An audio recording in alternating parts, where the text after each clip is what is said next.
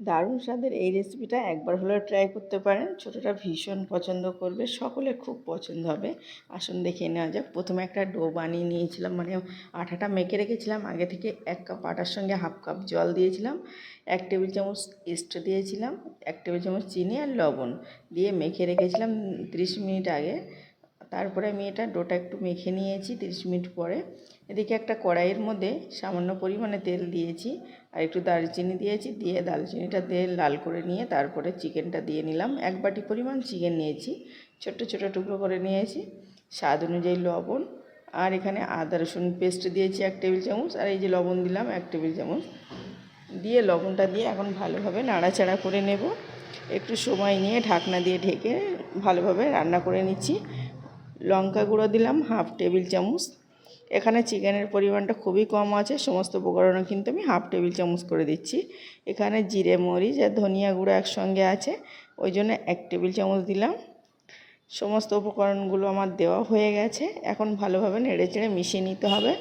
1 table চামচ দিয়েছিলাম soya sauce, দিয়ে ভাজা ভাজা করে নিয়েছি। এখানে গরম মশলা গুঁড়ো 1/2 টেবিল চামচ দিয়েছিলাম, ভিডিওটা স্কিপ হয়ে গেছে বা ক্লিপটা নিতে ভুলে গেছি।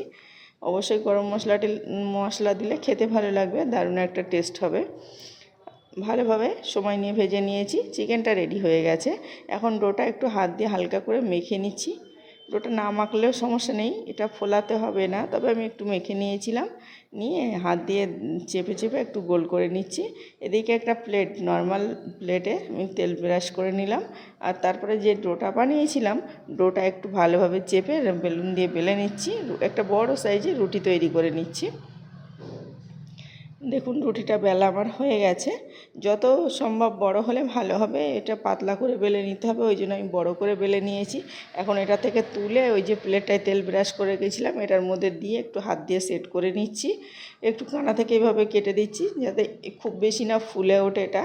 তবে এটা নরম তুলতুলে হয়, অনেক খেতে ভালো লাগে, ছোটরা ভীষণ পছন্দ করে। আমি একটু হাত দিয়ে কাঁটা চামচ দিয়ে কেটে এভাবে একটু করে নিচ্ছি। তবে ডোটা এতটা বেশি পারফেক্ট হয়েছিল যে অনেক বেশি ফুলে গেছিলো। এভাবে কেটে আমি পুরো সেট করে নিয়েছি। তারপরে একটু টমেটো সস দিয়ে নিচ্ছি 2 টেবিল চামচের মতো, আর দিয়ে নিচ্ছি এখানে দেখুন চিলি সস অল্প একটু 1 টেবিল চামচের মতো চিলি সস দিয়েছি।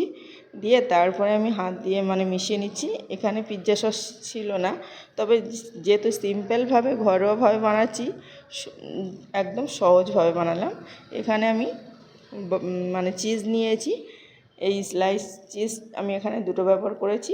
চিজটা নিয়ে ছাড়িয়ে নিয়েছি আর এখানে এভাবে দিয়ে নিচ্ছি। আপনারা চাইলে বড় সাইজের চিজটাও গ্রেট করে নিতে পারেন। এভাবে দিয়ে সব কিছু আমি টুকরো টুকরো করে পুরো রুটিটার উপরে আমি ছড়িয়ে নিচ্ছি।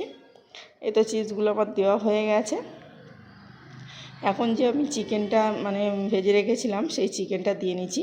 তবে চিকেনটা যত বেশি হবে তত খেতে বেশি ভালো লাগবে, আবার চিকেনটা ভাজাটাও খুব ভালো হলে খেতে ভালো লাগে। একদম সিম্পলভাবে, আমি এমন কোনো নামি দামি রেসিপি নয়, সিম্পলভাবে এটা বানালে কিন্তু ছোটরা ভীষণ খুশি হয়। এটা সব সময় কিন্তু এভাবে বানিয়ে নিতে পারেন ঘরে থাকা সামান্য কয়েকটা উপকরণ দিয়ে।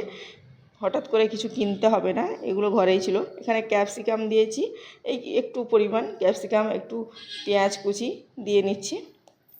এভাবে সবগুলো একটু সাজিয়ে দিয়ে নিলাম। এখানে খুব বেশি দেওয়ার দরকার নেই, অল্প অল্প করে দিলেই হয়ে যাবে।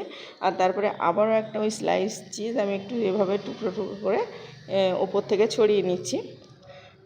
চিজটা আমি এখানে 2টো পরিমাণে দিয়েছি, তবে একটু বেশি হলে খেতে বেশি ভালো লাগে। 2টোই ছিল, 2টো দিয়ে নিচ্ছি। এভাবে সমস্ত চিজগুলো বসিয়ে নিলাম। এখন আমি একটু ভুট্টার দানাগুলো সিদ্ধ করে রেখেছিলাম, সেটাও দিয়ে নিলাম। এটা আগে থেকে একটু সিদ্ধ করে নিলে বেশি ভালো হয়, তো অল্প করে দিয়ে নিচ্ছি। এটা একদম অপশনাল, চাইলে দিতে পারেন না পারেন। আমার ঘরে থাকা সামান্য কয়েকটা উপকরণ দিয়ে মাত্র বানিয়েছি। উপরে আবারও একটু চিকেনের পিস দিয়ে নিলাম, একটু চিলি ফ্লেক্স দিয়ে নিচ্ছি উপর থেকে। ব্যাস রেডি হয়ে গেছে। এখানে অরিগানো থাকলে ব্যবহার করতে পারেন, না দিলে সমস্যা নেই। তারপরে আবারও একটু চামচ দিয়ে এভাবে ঘুরিয়ে নিচ্ছি, কেটে নিচ্ছি। এটা সাজানো রেডি হয়ে গেছে। এখন কিন্তু এটা আমি বেক করে নেব চুলাতে। কড়াইয়ের মধ্যে একটা কড়াই বসিয়ে দিচ্ছি, কড়াইয়ের মধ্যে একটা স্ট্যান্ড বসিয়ে দিয়ে তার মধ্যে এটা বসিয়ে নিলাম। নিয়ে আমি এখন রেখে দেব এটা ঢাকনা দিয়ে ঢেকে। আমি এখানে 20 মিনিটের মতো বেক করে নিয়েছি। 20 মিনিটের মধ্যেই কিন্তু এটা রেডি হয়ে যাবে, খুব বেশি সময় লাগে না। তো আমি 20 মিনিট পরে আমি দেখাচ্ছি যে কেমন হয়েছে। এটা রেডি হয়ে গেছে, একদম গরম গরম পরিবেশন করতে এটা খেতে দারুণ হয়েছিল। তবে সিম্পলভাবে ঘরে থাকা সামান্য কয়েকটা উপকরণ দিয়ে এই রেসিপিটা বানিয়ে নেবেন, ছোট বড় সকলে ভীষণ পছন্দ করবে। আমি আবারও ঢাকনা দিয়ে কিছুক্ষণ রেখেছিলাম যাতে গরমটা ঠান্ডা হয়ে যায়, মানে গরম ছিল বলে আমি ঢেকে রেখেছিলাম। তো ঠান্ডা হয়ে গেছে, এখন কেটে পরিবেশন করব। খুব বেশি ঠান্ডা নয়, হালকা গরম গরম আছে, তখন খুব বেশি গরম ছিল ওই জন্য ঢাকনা দিয়ে ঢেকে রেখেছিলাম। এখন এটা কেটে পরিবেশন করছি। এটা ছোট বড় সকলে ভীষণ পছন্দ করেছে, আর এটা নরম তুলতুলে সফট, খেতে মানে মুখে দিলেই মিলিয়ে যাবে, অসম্ভব মজার। এই সিম্পল রেসিপিটা আপনাদের কেমন লেগেছে বলতে ভুলবেন না। প্লিজ আপনারাও ট্রাই করবেন, আশা করছি সকলের খুব ভালো হবে। এতক্ষণ আমার সাথে থাকার জন্য সকলকে ধন্যবাদ জানাচ্ছি। আবারও দেখা হচ্ছে অন্য কোনো ভিডিওয়।